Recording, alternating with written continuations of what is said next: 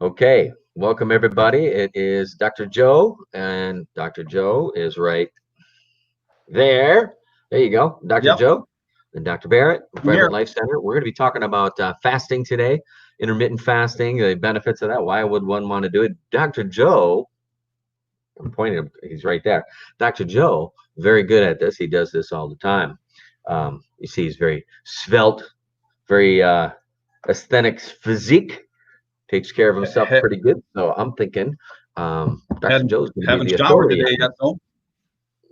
What's that? I haven't showered yet today or combed my hair, so we're just kind of going with Yeah, you kind of smell. I can smell it from here. it. I'm in the, by the way, so we're coming to you from the office in Edina. I'm in the office from Edina. We're social distancing. How about that? We're social distancing. Um, Dr. Joe is at the Dr. Joe hideout there. He's at the Dr. Joe Central at the Yep, Bat Cave. So anyway, Joe, Dr. Joe, you're a proponent of fasting. You've done it many times, right? I have. Yeah, yep. And so tell me, why do you do it? Why would folks want to fast? What's the deal with fasting? You What do you get know, for that? I think a lot of my philosophy around it is where they say, early man, so to speak, Paleolithic man, right? Um, they would go days sometimes without eating. If they had to go get their own food and or kill their food, so to speak, they wouldn't eat for days. And so those were the genetics that have been kind of evolved over time. Most people think, 3 square meals a day is the way to go, and really that just evolved, with modern agriculture. Not necessarily the case for optimal health. I thought that was just for jail. Yeah, 3 squares and a cup. I think that's where that right. came from. I don't know. I'm not so sure. No, So right. you've been doing that basically to mimic, your physiology and, the whole generations and generations and how mankind has evolved to live on the planet. And you're kind of Yeah, adopting a natural strategy, trying to, adopt an eating style that matches how our physiology is really designed to run that genetically, is right? that is Or correct. whatever. Yep, and Since I've done, Paleo Man, since Paleo Man or something. All right, and that's so correct. That's what. let's back up then. Let's talk if we're not doing that, like eating like hunter gatherers, and we're Mhm. designed to. If we're not eating like hunter gatherers, what do you think is the downside to eating like 3 meals a day? Or that, I mean, people eat more than that. If you travel in Europe, I've been in Europe and out of the country quite a bit, and they don't eat anywhere near as much as we do. If you ever go to one of them country buffets or whatever they are, Golden Corrals, any one of those things, man, Yeah, the pile of food on people's plate is just enormous. right. In other countries, it's just a small plate. One of the things my wife and I started adopting, we have big dinner plates.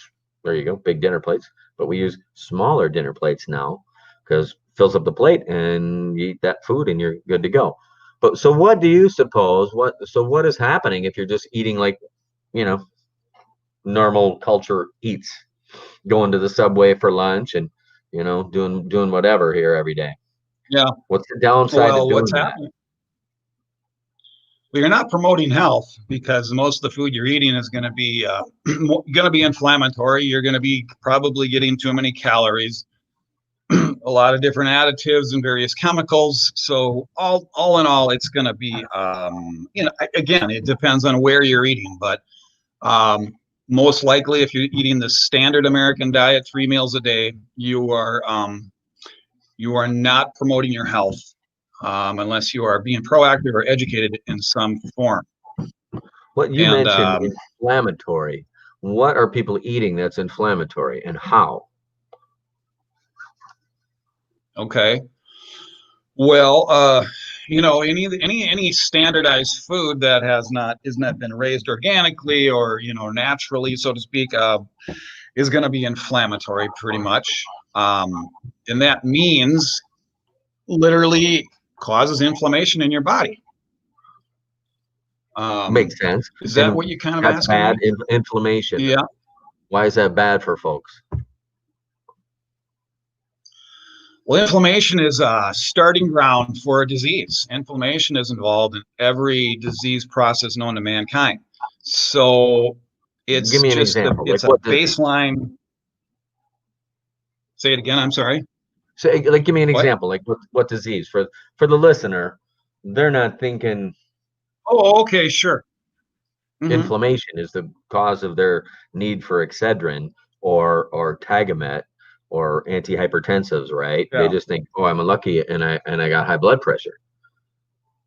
What's right. the link Um, between inflammation and, you know, pick a disease? well, it kind of goes People can deep. understand. I mean, there are some, it gets a little technical. It gets a little technical, but basically, you're jacking up your blood sugar, which is jacking up the insulin, and that's kind of the big link that, um, for example, cancer loves insulin, and that would be a big promoter.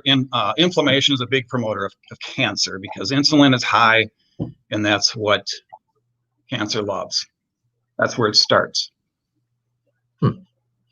So, so Along, in yeah, general, just eating how folks eat, eating kind of carby, sugary, processed, not building health, in fact, building disease. So you are guarding your health by eating more of a natural diet and taking it a step further in adopting a strategy like Paleolithic man had. correct. And Yeah, that involves not eating and then eating and not eating and eating. How long do you right. go before you see benefit? How long would you say is, Yeah, beneficial to fast? I mean, could yeah. I fast I've actually. 6 hours? Mhm. No, really scientifically they say it's got to be 16 hours, which is kind of extreme. But I would say if you can start at 12 hours, you're probably helping yourself. But Well, six, scientifically, where you're, go ahead. but 16, realistically, if you eat dinner six, Yeah, 7 o'clock and you go to bed, mhm, right. 16 hours is lunch the next day. That's skipping breakfast. Pretty That's not much. incredibly difficult, right? No. So you get some benefit for that. You get some points for that. So Okay. that's easy. That's a good starting point. I can do that. I could do that half the time anyway, running out the door. Um, and so, but you do a couple of days, right? I I've just done. did I just did Sunday to today. Today is Tuesday, and I did Wow. 6 p.m. Sunday till this morning. Just Yeah. skipped all day yesterday. No big Yeah. deal. Wow. I haven't done one in a while, but I have gone 4.5 days. That's been my Yeah. longest one. A lot of people even go longer than that. Not a lot of people, but a lot of people in the health food world, in the health world, some do. And does it change? So you get out to 3, 4 days. I understand that has hormone implications as well, not just blood sugar, but hormone indication or implications. Um, Growth hormone, thyroid hormone, those are positively affected as well. Did you Yeah. notice that much when you were getting out to 3 or 4 days? Did you feel like you had more energy then, oddly enough, for not eating? Yeah. Actually, I would say after about the second day, you actually kind of jump up in energy, which was really odd to me. That was a very Right. strange That's revelation what to I was me. trying to get out of you because I know that Yeah. happens. It happened to me. So Yeah. So yeah, you're hungry. The first 2 days are definitely the worst. Once you get beyond that 48 hours, sometimes you can manage. You go, hey, I can do another day of this. yeah. So, and then you have a sense of I don't know. It's a strange type of energy. It's uplifting. So, but you're definitely hungry. Yeah. So, and the reason you're in ketosis now and you're burning fat because your body prior to fasting is burning sugar predominantly. But if you Yes. just don't eat, you have to switch to burning fats or proteins. And so that's ketosis. Have you ever done the test strips, test your urine for ketone? Yeah, they I have. always, I always thought, you'd be in ketosis like the next day, but it turns out it's not until 48 hours in or so that you can, I can see byproducts. I don't know if your experience is the same. I really think it depends on how frequently you do this. Some people go right into ketosis. Mm.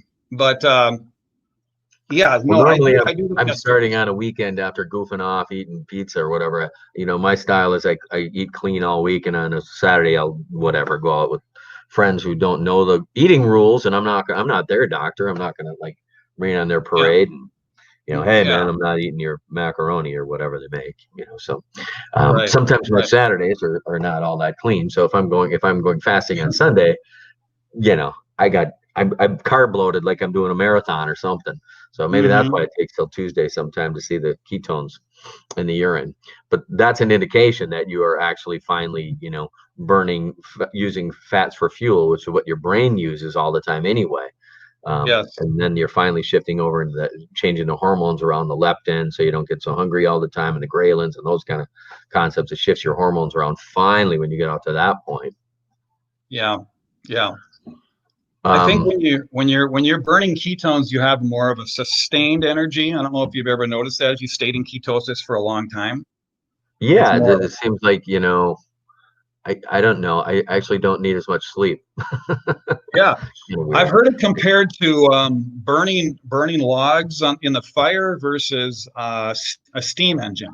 One is more sustained and steady, where one is going to burn up really fast, and you're always going to have to replenish it. So Hmm. I thought that was a good analogy. That's yeah. For me, if I eat carbs, I get hungry again. And most people know that, like eating Chinese food and all the rice. You eat a big pile of Chinese Uh-huh. food and then you're hungry again an hour later, even though you just ate about 1,200 calories. Very common. Correct. So Yes. interesting. Are there any tips you want to share with people about how to get started? Well, How, I think from and the also, yeah. how do you come out of it? I know you can't just have a big celebratory Thanksgiving meal when you come out of a couple days of fasting, right? Well, you really shouldn't. It's not helpful. But yeah, no, you want to come out of it by eating things like broth, chicken broth, non-mild vegetables. Um, you don't want to jump right into heavy meat or protein or something like that. Mhm. Yeah. So it's gradual, and you don't want to be jumping into a big Thanksgiving meal. You want small portions, just for a day or two, and you're probably good to go. Mhm. Hmm. Very good. Yeah. And getting started, because I know when I talk to people about this, hey, you should maybe adopt a fast for detoxing. By the way, one of the reasons it works for detoxing for the listeners is because toxins are generally fat soluble. And that's why you still have them in your body, because water soluble toxins end up going out in the urine, but fat soluble toxins, which is pesticides, insecticides, oil based things like that are in our food supply, are fat soluble, and they get stored, guess where? In your fat cells. So if you are fasting and finally lysing or breaking open the fat cells to access the energy and burn those long chain fatty acids finally, well, some toxins are liberated. And some people get a headache from that, and that's the mechanism for that. If that's what happens, if you get a headache, because you're fasting, you probably need to look at adding some detox protocols, some greens. I know we have some in both offices, greens and some activated carbon. Also very helpful in that regard if that's happening to you. But Yeah. any other tips about getting people started? Well, I think getting started, you don't necessarily have to jump into that 16-hour window or 8-hour window of, well, yeah, 16. We're not eating for 16, but starting gradual. I mean, some people, it just depends on where you're at and what you're currently doing as to how simple it is going to for you to slide into it. So, Yeah. you kind Well, of you got to get a assess bonus that for individually. just going to bed. You're fasting while you're sleeping. You get that. I'm You get sorry. that. So it's not so hard to get to that No. 16. If you go to bed, I Yeah. mean, if you eat dinner Yep. 6, 7 o'clock, Yeah. get up at 7 o'clock, you're 12 hours, right? Right. So you're only to lunch away to that 16 hours. So that's a pretty, I don't know. I would think anybody could do that. I don't know. Make it to lunch. And I would think dang near everybody could make it to the following dinner. You could almost squeak a 24-hour in Yeah. without too much effort. But getting It through is. that, oh man, I should have ate dinner and then go to bed and then wake up tomorrow. Now, like you say, that second day is where, I can kind of feel it a little bit. So Yeah, yeah, yeah, and it is amazing, and and the thing about it is, there's no cost. It's one of the best things you can do for yourself for no cost. So, there is that. There is that. Cool. Awesome. yeah, Well, I don't know. That's all I got on it. There's normally we could say here, take some protein or do something like that, but Yeah. There's nothing about this. You're just, cleaning up your diet, let your body clear itself. Oh, one thing, I know a guy, there's a crazy story. I know a guy who did a 30-day fast, and the guy was about almost 400 pounds. And 30-day fast, not kidding. And Wow. he was very proud Yeah. that he had a bowel movement every day. And I'm Uh-huh. like, how does that work? But but that was like, I don't know, 15 years ago. Now I understand that it's actually just probiotics are most of your bowel movement mass anyway. It's bacteria anyway. So you got a bunch of bacteria living on your junk in your guts and create new bacteria. And, you know, Yeah. very curious. So it shouldn't be too bad in that regard if your microbiome is set up right. So that is something, by the way. Fasting, you should still take your supplements, your fish oil, and that kind of stuff.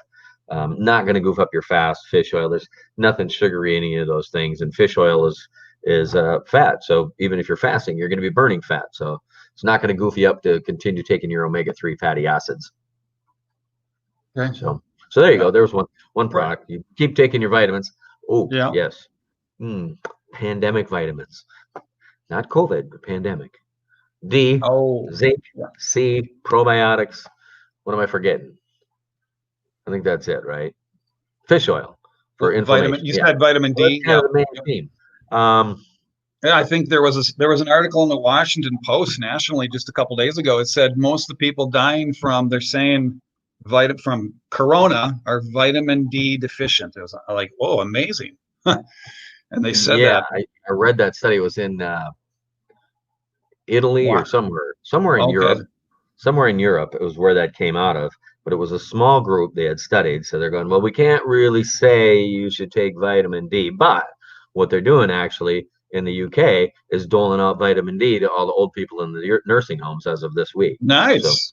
very curious. But still here in the US, you and I can't recommend anybody take vitamin D. It is non-therapeutic, it is not going to prevent or cure or treat any disease. So saith Attorney General Ellison. So that's what I know. Yep. So, do you have any final words? Put this No. one up so people can follow along. We'll point this one out. All right. Well, if you need to get a hold of us, Oakdale office 651-777-3611, and Edina office 952-835-0006. It's 952-835-0006. You can find us. You found us online. Facebook page is Facebook Vibrant Life Center, vibrantlifecenter.com. This, of course, is on YouTube, or you might get it in an email, but somewhere you'll be able to find us. So, anyway, thanks for tuning in. God bless. Any final words, Dr. Thanks. Joe? No, just happy to be here. Good. Thanks. All right. No, Dr. Joe and Dr. Barrett out. thank you. Bye-bye. What do I do?